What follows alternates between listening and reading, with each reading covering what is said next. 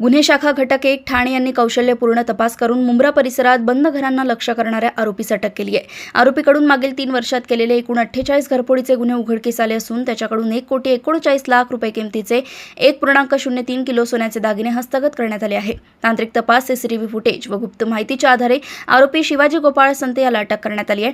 ठाणे पोलिसांची नागरिकांच्या सुरक्षिततेसाठी सातत्यपूर्ण कारवाई आहे। ठाणे येथून रणजित मस्के यांची रिपोर्ट। मुंब्रा पोलीस स्टेशनच्या हद्दीमध्ये दिवा परिसरात घरफोडीचे गुन्हे घडत होते। त्या अनुषंगाने मुंब्रा पोलीस स्टेशन येथे गुन्हे दाखल होते। त्याचा समांतर तपास गुन्हे शाखा घटक 1 चे पोलीस निरीक्षक सचिन गायकवाड, API घुगे आणि त्यांची टीम ही समांतर तपास करत होती ACP शेखर बागडे यांच्या पर्यवेक्षणामध्ये। त्यामध्ये पोलीस हवालदार संदीप महाडिक, पोलीस हवालदार प्रशांत लवटे, पोलीस शिपाई अमोल ढावरे आणि पोलीस शिपाई सागर सुळकर यांना गोपनीय माहिती मिळाली। त्याच प्रकारे तांत्रिक विश्लेषण, CCTV फुटेजच्या आधारे या टीमने सदर घरफोडीचा आरोपी निष्पन्न केला, ज्याचं नाव आहे शिवाजी संते, हा राहणारा टिटवाळा कल्याणचा आहे। त्याला अटक करण्यात आली। त्याच्याकडून एकूण 48 गुन्हे उघडकीस आलेले आहेत घरफोडीचे, ज्यामध्ये 1 किलो इतका सोन्याचा मुद्देमाल जप्त करण्यात आलेला आहे, ज्याची किंमत 1,39,00,000 रुपये इतकी आहे। या आरोपीवर यापूर्वी 4 घरफोडीचे गुन्हे दाखल आहेत।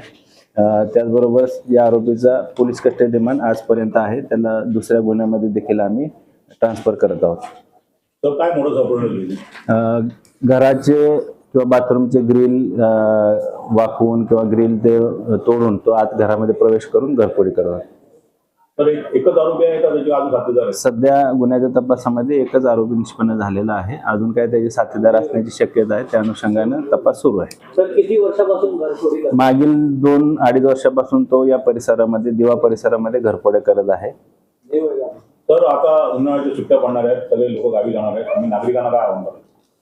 नागरिकांना या निमित्तानं आवाहन करतो की जे आपले सोसायटीज आहेत त्या सोसायटीच्या ठिकाणी सुरक्षा रक्षक, सिक्युरिटी गार्ड्स ठेवणं आवश्यक आहे। त्याचबरोबर आपल्या घराच्या बाहेर CCTV फुटेज उपलब्ध होईल, या अनुषंगाने CCTV कॅमेरा लावणे देखील आवश्यक आहे।